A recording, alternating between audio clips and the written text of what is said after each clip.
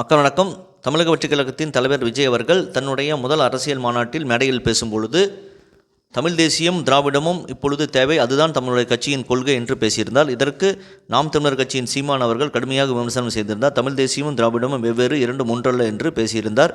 இந்நிலையில் நவம்பர் 27 தமிழ் தேசியவாசிகளால் கடைபிடிக்கப்படும் மாவீரர் தினத்தில் அன்று விஜய் அவர்கள் தன்னுடைய சமூக வலைத்தளம் எக்ஸலத்தில் மாவீரம் போற்றுதும் என்று பதிவிட்டிருக்கிறார். இது தமிழக அரசியல் மிகப்பெரிய அதிர்வலை ஏற்படுத்தியிருக்கிறது. ஏனென்றால் நவம்பர் 27 மாவீர தினத்தை மதிமுக, விசிக, நாம் தமிழர் கட்சி தான் இதுவரை கடைபிடித்து வந்தன.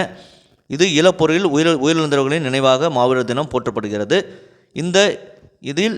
இந்த போட்டியில் தற்பொழுது விஜய் அவர்களும் சேர்ந்து கொண்டார். இது கண்டிப்பாக நாம் தமிழர் கட்சி, மதிமுக, சீமான் போன்றவர்களுக்கு மிகப்பெரிய சவாலாக இருப்பதும் இது வருகின்ற 2026 தேர்தலில் தெரியவரும். இதை பற்றி உங்கள் கருத்து என்ன என்பதை கமெண்ட் செய்யுங்கள். சேனலை ப்ளீஸ் சப்ஸ்கிரைப் அண்ட் ஷேர் செய்யுங்கள். நன்றி, வணக்கம், ஜெய்ஹிந்த்.